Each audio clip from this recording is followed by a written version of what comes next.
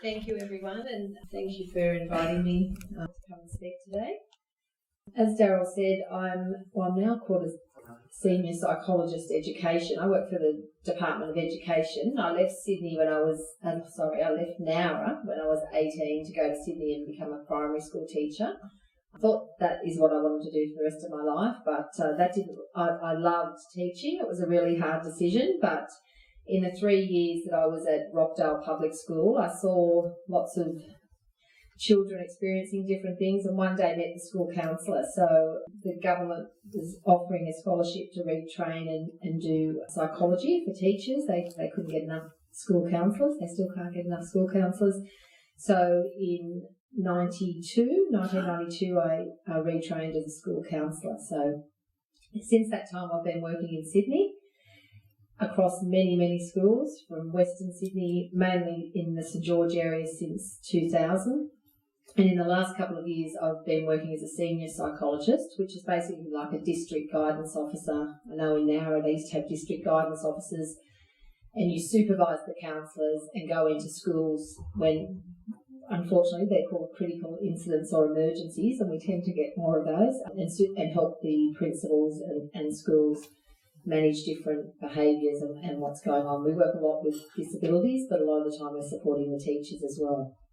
So today Daryl's right, I'm sort of going to go off on different tangents, but basically looking at schooling and what's changed. I call this Who Are We and Where Are We Going? Because, you see things on the news, but there's a lot of information now coming out about the brain. So I'm going to talk about the brain a bit and what we know now and what's changed. And this has been a good opportunity, actually, because it's made me reflect on what I do. And I've got some pictures up here, but I don't know whether what we're doing is actually better than what we were doing many years ago. So have a think about that as I talk.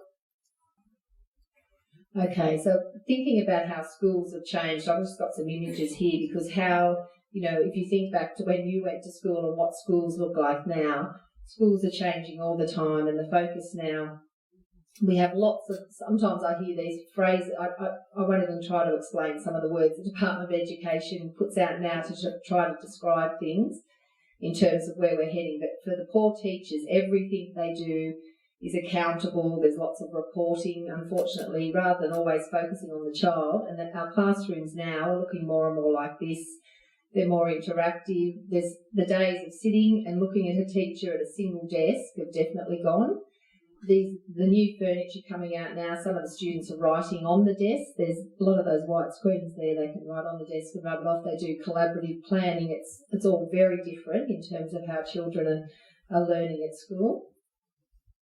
What we're looking for now in the future, I think when you left school and did your leaving certificate or your school certificate, it was all about, the marks you got. They're now looking at all these values. I guess what we're looking at is, when you think about the future, computers are going to be doing a lot of the things that people do now, and the difference will be these things are things that computers won't be able to do, and these are the skills that employers definitely are looking for now. Sometimes we've had managers or top CEOs in Sydney come out and say they don't often choose the students that are the top of the universities all the time now. A lot of the time it's based on an interview, and they're looking for this sort of skill, or they're looking for their ability to relate to others and have their critical thinking, and it's very different to how it used to be.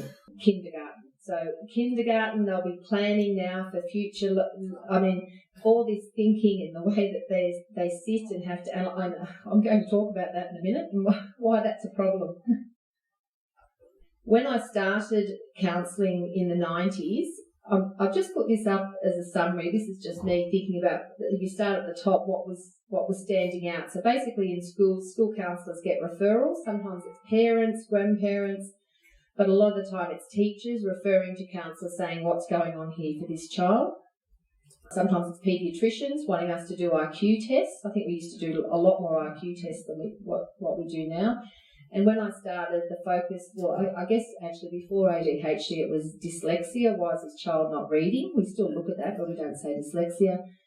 There was ADHD, attention deficit. These are all the diagnoses that, people come up with, and people are often trying to label. We're often not trying to label.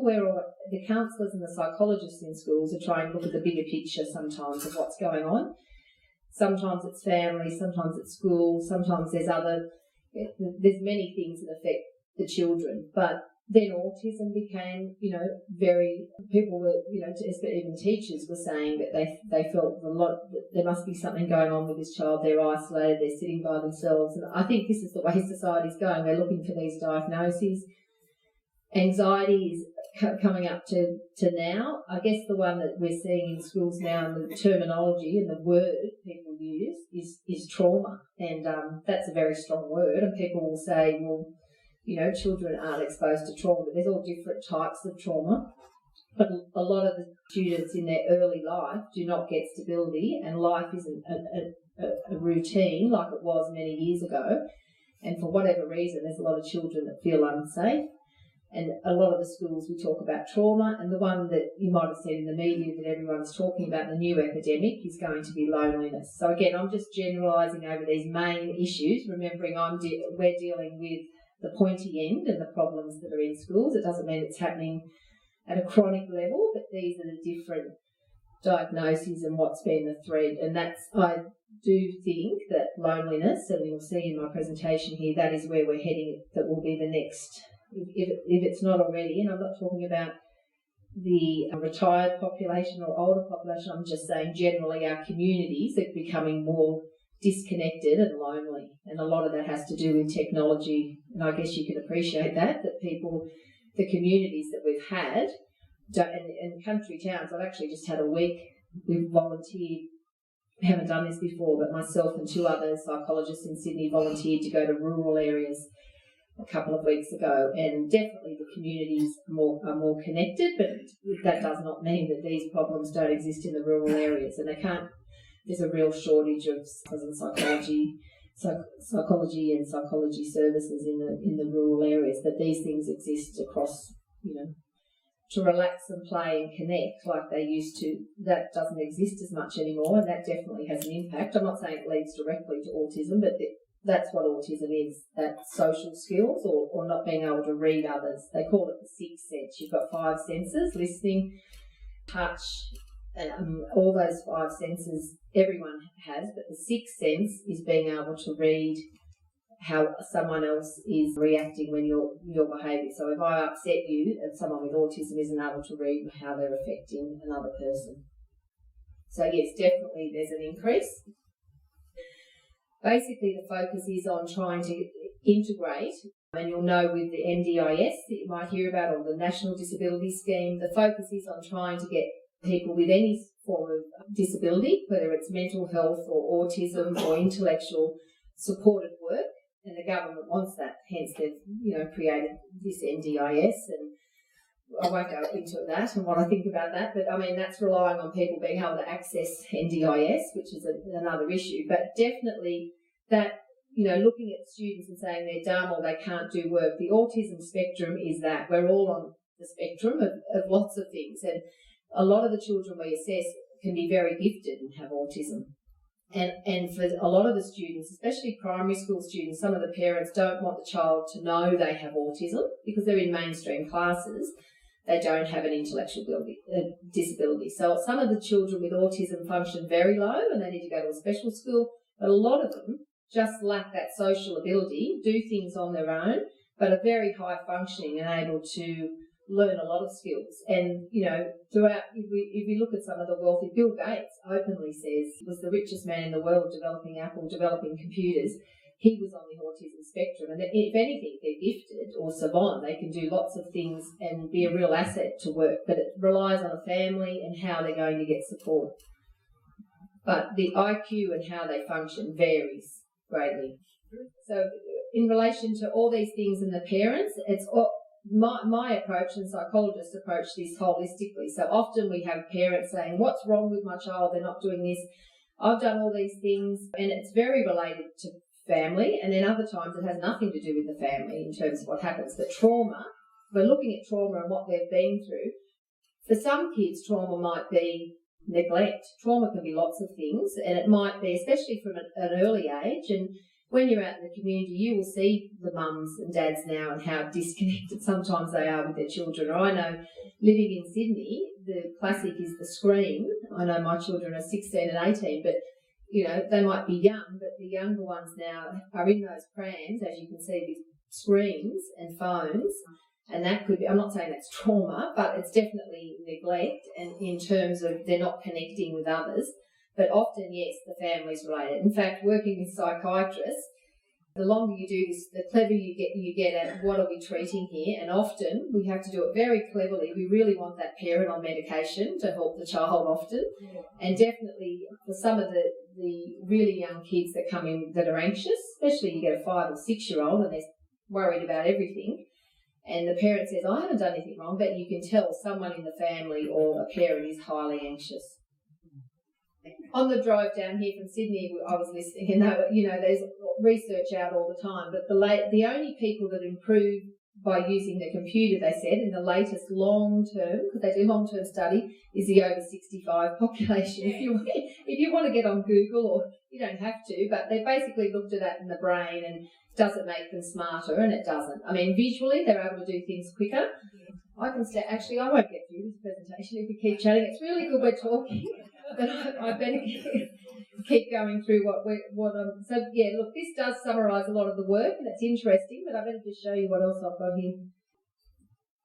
Okay, just thinking about who you are, and I'll go through this quicker now in terms of, you might think you're related, your family. Some of you might know your family tree.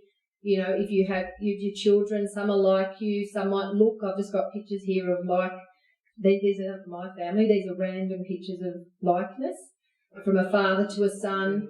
Obviously, people in your family can look like you. There might be personality traits. But sitting here today, and even the person next to you that you might be married to, related to, know really well, we often make lots of assumptions about who they are and where you came from. But in terms of the most influential time in your life that forms the person that you are, when would you say is the most influential or most important part of your life in terms of who you become? Infancy. Infants? Well, what we now know, and I guess this is what I'm going to spend a bit of time talking about, is the brain. I'm not there's neuroscientists, there's neuropsychologists, but if I came back again, that's probably what I'd study. I love all the information that comes out on the brain. I don't go and study it heavily, but in terms of my work, I definitely do, because the question about family and who you become as a person and how you relate to others really happened, and this is the brain growth from birth to adult. A lot of the brain finishes growing by the age of 3. And I know, so that's the weight of I've actually got the next slide in terms of weight. So the weight of a newborn brain, and of course this is averages, and a lot of what I'm going to say here is general. It doesn't always, it's not the rule, but a newborn baby roughly has a brain weight of 350 grams. By the time the child is 3 years old, the brain weighs 1,200 grams. And that's why if you look now in the size of your head, when you're a 2-year-old, if you look at a 2-year-old, you see this massive head, don't you, on the little body. And there's not much else that happens in terms of the growth from 2 to 3 until adulthood. And basically there's 200 grams on average is added in weight and growth in the brain from 3 years to an adult. Mind you, when you became an adult and went to work, and again, psychologists talk about this, for some of you, and I'm sure it varies, but, I know my grandmother went to work at 14, 15, and that was the norm. That's now a lot of the youth won't start, they'll enter adulthood at 26, 20, as you know, they don't leave home, especially in Sydney, and they'll stay longer and longer. You can laugh.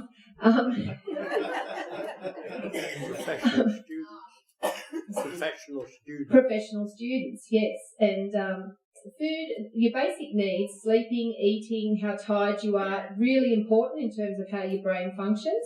But the most important bit, and I'll just get on to that, is these four, and again, it looks technical, but there's four parts. Basically, a lot of this information is from a neuroscientist who presented to us. If those that do go away and want to Google things, it's Nathan Wallace. But he talks to psychologists and schools now, and he's a New Zealand-born man who works across Australia and New Zealand, about four parts of the brain, and we've all got these parts of the brain. We start at birth, and the first part of the brain is survival from 0 to 6.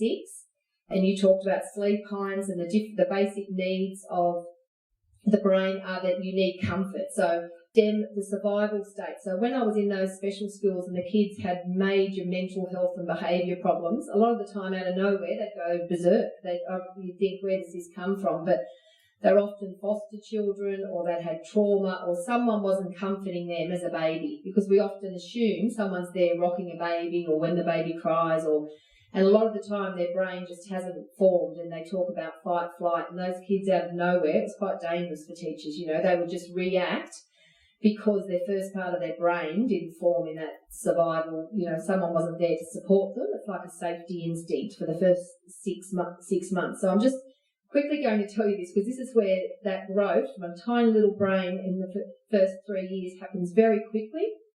And what happens in the first 3 years of your life, in my life, if you've got grandkids now, depends on the formation of this brain. And the most important part is not to rush this, because I think we're in a society where we're rushing now. We want to give children, yes, a brain gathers data, but we've got to do it in a way that child remains calm. Bonding, exactly. Bonding. This is the problem. I'm actually going around, I'm across 15 schools now, 4 high schools and 11 primaries, and I'm talking to them all about connection and bonding. And it sounds basic, doesn't it? But the way we're heading and the way schools are heading, you saw that first picture, future focused and all these words, bonding and back to the basics and keeping the children calm is the way a brain forms. So secondly is the emotional state of the brain.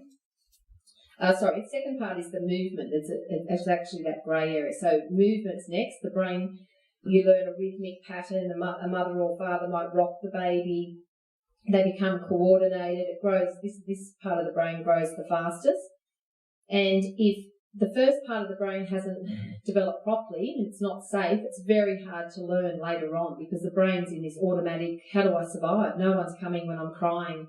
No one's, I think you might have seen pictures, I know I did many years ago, about Romanian orphans, and you could see those children, their basic needs, yes, weren't met as a baby. And they did a comparison, I forget, it was Romanian and... Yes, and the difference between, there's different types of orphanages, it's how they were treated, whether anyone went to those babies, but those that were the most neglected, really that first part of the brain, they weren't able to, we're talking about different levels of connection, because their basic survival instinct right from 0 to 6 months wasn't even met, and it's very hard to undo that in terms of what happens. The third part, the emotional state of the brain, is from about 18 months to 3 years, and that's where, if you do have grandchildren or terrible twos, they've got lots of emotion, but they're learning to control it. And really, up until 3, they really need that time to learn how to play, how to develop their emotions and learn how to control their emotions. And for a lot of the families now, they're giving children information, but a lot of the time, especially parents, I find, I'm working lots with parents, is they want their child to know everything, but it's not about learning. We're talking about emotion here and understanding faces and connecting and bonding.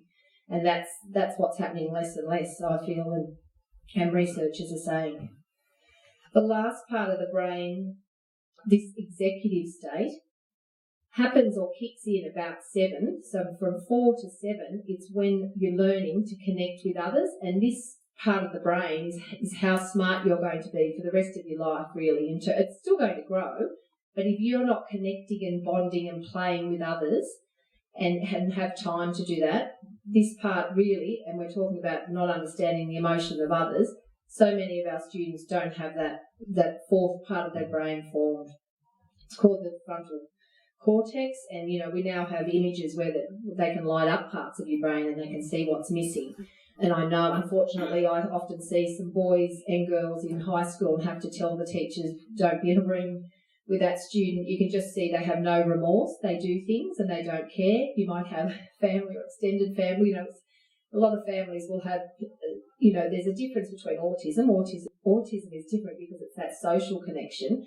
But the fourth part of the brain that's not forming with connecting with others is when you see those children that really don't see they can hurt others and they don't have that emotion. They're often turned out with criminal histories. They know in America on death row, that part of 99.7% of people on death row, that fourth part of their brain doesn't light up. They just don't have that connection. It hasn't been formed at a young age. Lack of reasoning, but for that to develop, there has to be a relationship. And basically the relationship has to be, and the research says from 0 to 3, the relationship, and this is from Nathan Wallace, they call it dyadic. It means one-on-one. It doesn't matter whether it's a mum or a dad or a grandparent, but there has to be a strong connection. And the IQ, your long-term IQ, how smart you are, depends on how many of the facial recognition you got and how many faces you were looking at. So there's a direct link between, and again I'm talking generally, so your birth order, firstborn females, I like this because I'm a firstborn female, but firstborn females have a lot of attention. Firstborn child has a lot of attention, and you're not competing with siblings. And you might be one of 9 saying, well, I'm fine.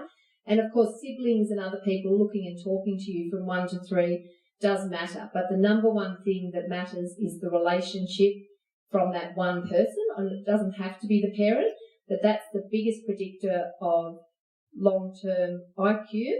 And my second daughter didn't like this. The firstborn child often is the highest income earner. Now, again, this is research and it's general. Doesn't mean the higher, your firstborn child earns the most income in the end, but often they've formed the higher IQ because they've read those emotions for that first 3 years. And often the women or whoever was looking after the mum or whoever was that one person was with them all the time. The last child is spoiled, but in terms of the connection and the relationship, and they say the more words, you can speak anything to a baby, especially that first year of a baby when the brain's growing. If you're speaking a lot to that baby, that's great, but it's even better if you're the person that has the relationship, because other people can talk to them, you can be a grandparent, but it's that relationship they have with the main caregiver. So a lot of the, teachers have a fit when we say this, they'll put into child, you put your child into childcare. There's lots of protective factors. It doesn't matter if they went to childcare, but as long as they've still got that connection. But putting them into childcare because they need social skills or because we want them to mix with other kids really doesn't matter in the first 3 years of life. They just need that connection with that one carer. And we're all different. We're made up of genetics. Like this Nathan Wallace would say, it doesn't matter if you're Einstein's son. You're not going to be good at maths unless someone's talking to you. But often you've got genetics, there's personality types, there's all sorts of reasons. But the more that you connect and read those emotions, doesn't mean that there's things that change. Like we said, it could be other things that happen during the life. But definitely the reading of emotions, that fourth part of the brain and how you're going to be creative and flexible and solve problems definitely happens in that 4 to 7 years is when that last part of the brain's developing. So for a lot of that, if you think about children now, if you do have grandchildren, a lot of the time, and especially, and this is the issue, Australia especially focuses on children learning now at a young age. And the government puts money into preschools and things when really this is when children should be playing and experimenting and not learning information. Their brain should be growing in a playful manner, like, climbing trees and doing things that you would have done, other people, rather than learning and going to preschool and learning how to read. In terms of starting school, I think what we do know is the biggest predictor of outcomes for young children is how they think about themselves as a learner. And if you think about when you went to school and what happened, really we want them to be thinking, we want them to have these skills, but a lot of the time schools made you feel very bad about yourself. And even schools now, I think they're measuring too much, and we've got too many children who think that they're dumb. They'll often say, I'm dumb, because they've got all these comparisons. They've got computers. but they're comparing to other people instead. What the neuroscientists say is we should be focusing on them feeling good about themselves, because from 4 to 7 years, that's when that part of the brain's growing and they need to be thinking positively. But for a lot of people, school made them feel your children were in a lot of ways more socially developed, and that part of their brain and connecting was developed by playing for a longer time until 7, rather than focus on learning. There's no statistic that says the earlier you read has the best outcome. I talk about this all the time to teachers because I test IQs, and often I have to say, this child's gifted. Yes, they're the bottom of reading. They can't read. They're actually gifted. Can get the family in. And reading is there's genetic link and it's speech. So if often the father, I often ask about the father or the grandfather, and they'll say, oh, they couldn't read either. Took them a long time. And schools now persist, and they do learn, but they struggle sometimes with reading. But it's not 5% of the problem with reading is linked to the brain. It's not linked to how, often I'm explaining to people it's not how bright you are. It has, and eventually they catch up. Australia has all the government's putting all this money into early childhood and preschools and learning, and it's just wrong in terms of brain development. We don't know why they're looking at it. What we do know is people like Nathan Wallace, China has now realised, and I work at Hurstville Public School where there's over 1,300 students. It's the second biggest school in the state, and it would be 97% Chinese. There's lots of tutoring. It's awful. Actually, a lot of the children go to tutoring 7 days a week. But back in China, they've now worked out we don't have any creative children. What's going on? And a few years back, they've actually banned reading, or banned as much as they can. Children are not allowed in preschools to learn to read between the ages of 2 and 7 in China now. They now focus on play. They now do creative things. And you wouldn't believe that, but I think we're almost backward in terms of that. We're focusing on to read in preschools, and eventually they learn to read. Fear, and the number, coming back to the brain, the way that a child learns is those first 7 years of life, and they have to be calm. And that's our other problem. So a lot of our referrals, the children are not calm. If you're not calm, your brain cannot function from the bottom up. You have to be calm, and this is the problem. They're not calm. And as you know, life is busy for a lot of these young families. They're active all the time, but they're not calm. And no, fear.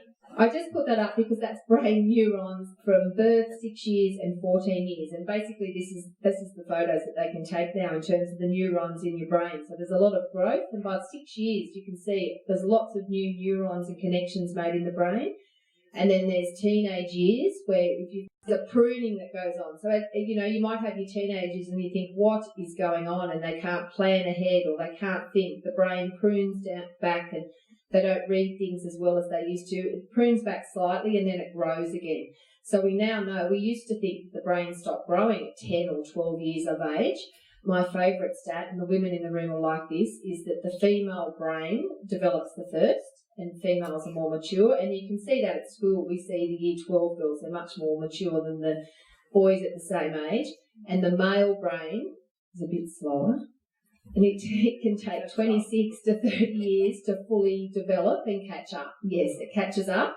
If you're a firstborn female, your brain can stop developing and growing at 18. For males, the slowest would be 30, but, 26 to 28 years. But that's important research, because that in teenage years it's important that kids are, and it's really hard. Often they're laying on the couch and they don't want to do things when they're 15-year-olds. But it's really good to have kids doing music or Sudoku or cross things, active things with their brain. Doesn't mean they all have to do that, but the more they can use their brain, the better it is during those teenage years. And then 6 years, there's more development. And then the teenage years, if they actually do studies driving a car and they have simulators on a teenage brain, and again, I know I tell my girls, but I'm not worried about them driving. I'm worried about who they're in the car with, because the teenage brain cannot drive and concentrate on conversation when that multi-ability to do that. And again, you could be a really intelligent teenager, but it's that planning ability. And they know that in driving, it's really hard for them to have a conversation and focus on the road. But yes, that's the same candidate. So I often say, get out of that car if someone's speeding. It's not you driving, but it's who you're with, but it comes back. Okay, so look, sitting there now, the decisions you make, so talking about the brain and how you connect, you might say, well, I'm like you might say the people you're not like in your family, but you're sitting there and there's genetic links to your family, but the way you think and connect with people goes back to those first 3 years, and especially 3 years, but especially from 0 to 7, and what connections you made with people, especially the main person that cared for you, but also it might have been your siblings. It's always better if it's that one person. But in terms of what's happening now and what do we know and where are we heading, I've got a bit of a funny clip to show you, because I'm assuming a lot of people have grandchildren, and sometimes you're sitting there thinking, what's it going to be like for them, or will they be sitting in a Probus meeting? I'm not sure. But, that things are different in terms of their job prospects and where they're heading. But I found this clip and it has some computer terminology like Siri and Facebook and other things involved, but it's I hope you might find it shocking, but I hope you find it funny. And it's a job interview with a millennial to check with the girls, but all these terms of Generation X and millennials, children that are born from the year 2000 onwards. And this is a job interview.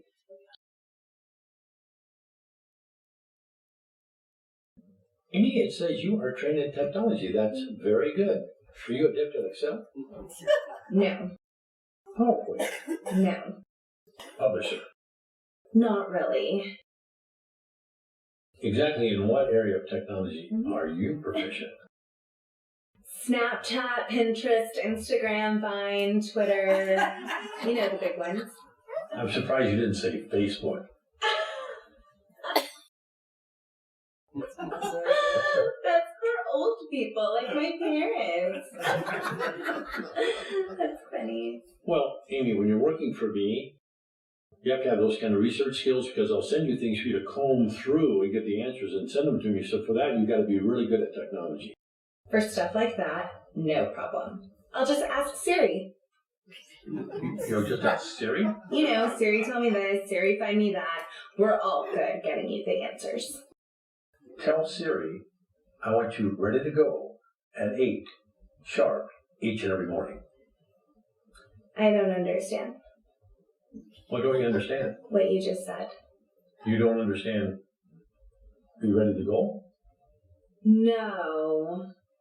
You said 8, right? Yes. 8, like, in the morning? 8? Yes, in the morning. Yeah. That kind of doesn't work for me. Who gets up at 8? I do. I Skype with my French boyfriend in Paris until like 3 in the morning. I don't even get to Starbucks until like 10, where I order my grande chai tea latte, 3 pumps, skim milk, white water, 2% foam, extra, but not too hot. So if it's okay, I work best in the morning at 10:45.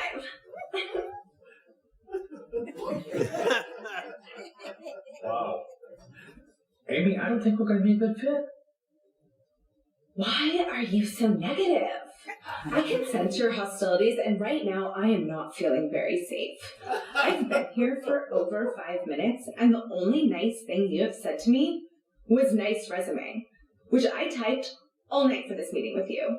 You've given me no guidance, no validation, no encouragement, no supervision. Is there an HR director somewhere? HR director? Yes, I need to speak to someone. I may have to take off today as a mental health day. Amy, look at me. You don't work here. Are you firing me?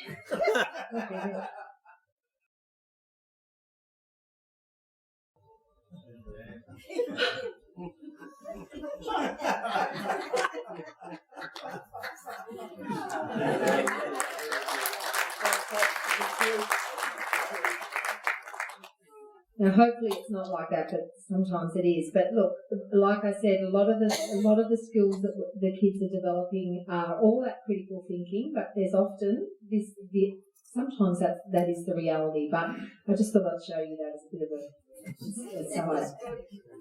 Where are we heading is all those skills that we saw at the beginning, the collaboration and other things, are being taught in schools. But I guess if I had to summarise what are the best things and what we should be focusing on is, and someone mentioned it, is keeping kids calm and keeping them focused and the positive, feeling good about school. And I think when it was simple, you could sit and look at a desk and it would have been okay for those that could learn. But there's all different learning styles. And the way that we test IQs and look at strengths now, a lot of the time I'm explaining to parents and teachers and trying to say this child is very bright. They may not be able to read yet, but they're bright. And there's lots of examples of that in the world. We know lots of men and women that go on to be successful that dropped out of school early. And unfortunately, school still makes some students feel dumb or stupid, and they're not. And I guess as a psychologist, that's a lot of the time we're looking at that. Or if they are struggling, we're looking to help the teachers and what they can do about it. It's a good lead in to my picture here of a mechanic, because the brightest people I've tested in the 20-something years are often mechanics or people that go into a trade, and I'm often trying to work with the student and the parent to say they don't need to go to university. I'm sorry, I went to uni, but I often say, I could get your dog into uni. Sorry, I say that to the parent. Honestly, that kids can get into uni. Anyone can get into uni. They phone up and say, I failed, let me in. They pay. They can go to university. But too many students are going to university, and it's not, often there's a high dropout rate. It's fine to go to university if there's the direction, but often there's too much focus from the parent in terms of them wanting to go. The IQs often, school, you can succeed at school if you can sit and concentrate and you have self-discipline. And obviously your brain's developed and you can remember information. But the students that do well are often the high average, just above average, do really well in the HSC. Some of the students that are very gifted and very bright, they might be good at physics, but they really can't focus and sit for hours and hours. And a lot of the time, if you go back to the brain, the boys, a lot of the time the brain's taking that bit longer anyway for them to develop. And that's why often girls now will succeed more in the HSC, simply because that brain's still going and the boys don't want to sit for 8 hours, 6 or 8 hours and study. So the other thing that we need to do is look at, if it is important for that 0 to 3 year relationship, that a lot of the mums or the main caregivers go to work now. And for some of the Norwegian, for Norway, Sweden, Switzerland, they will pay for maternity or paternity leave for at least a year. Australia won't do that, but to make sure that mother is home at least for that first year, because they value that time spent with the baby. In Australia, the most money we spend on our children happens, and especially in the cities, in private schools. So as a family, from 0 to 18, the most money parents often spend is in that private school education in senior years. It really should be in those younger years when they're either not working or staying with their child. And some of these other countries recognise this. In terms of screens, basically Nathan Wallace will say a baby should not look at a screen before the age of 2. I guess because once they can look at that screen or press the phone, you see those children in the shopping centres, it's very engaging, but it's not connecting. It's not that emotional connection. So hence it's not developing the brain. And for parents, I know it's a great babysitter. They can sit and watch a picture, they can sit and watch a movie, but again, screens aren't going to develop their brain. All of us want to belong, and that sense of belonging, and I think someone mentioned it, bonding, it's almost an innate caveman thing. We all ran in herds. We still run in herds. This is a herd. We run in herds. We're all creatures of habit, and children want to belong and they want to connect. But Tribalism, yeah, and that's really what we should be doing. But then again, what I've showed you today is that often the disconnect is that people are on screens, parents are going to work, and we're becoming more disconnected. And now we've got the media saying that, the next epidemic is going to be loneliness. So there's a few things to think about in terms of what we're focusing on. Again, coming back to this future-focused learning, which one's better? This classroom? And yes, the children are talking and interacting and they're developing their skills. Sometimes, though, the way you were brought up or what was happening with repetition, things were done over and over, things were simpler, you didn't have that as much information, the data gathering mightn't have been as big. but you're experimenting and playing, and that's what the research is saying now. That's what these children should be doing from 0 to 7. I put this up there because where the students are heading and the jobs now, I was talking to someone from State Office in the Department of Education. The head office in New South Wales was in Oxford Street in the city, and last week they moved out to Parramatta. And someone said to me that we're not having desks, we're hot desking. And you might have heard that term. I didn't exactly know what it meant. But again, she said, they're actually encouraging us, and these are the people who are running education, but it's in all cities, in a lot of offices in Sydney. They're encouraging us to work from home if we can, or you hot desk, you go and sit on any desk, random desk with nothing on it, and your desk is a locker.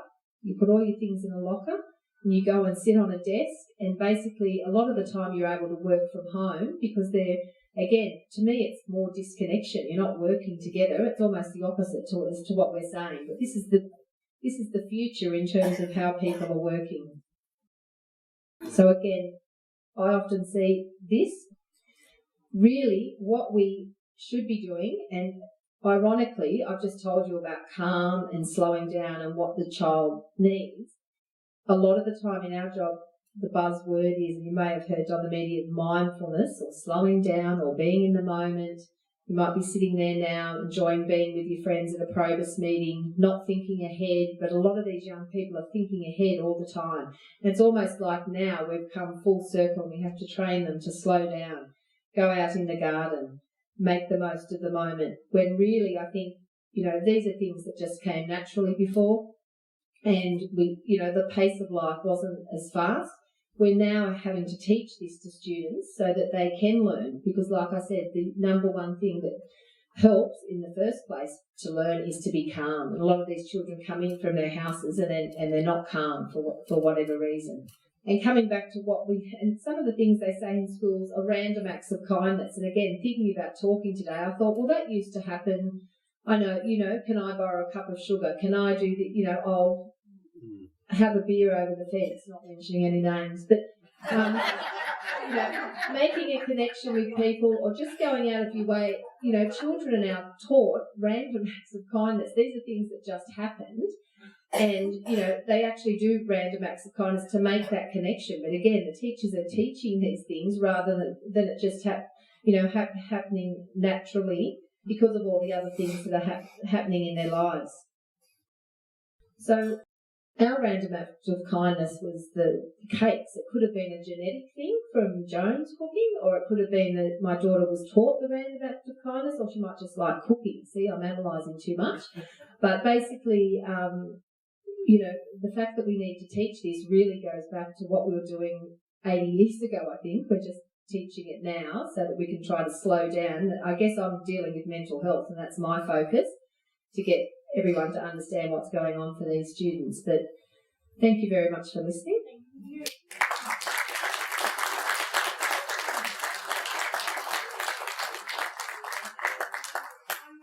After listening to your talk, but on behalf of the club, I'd like to accept this small gift, and thank you.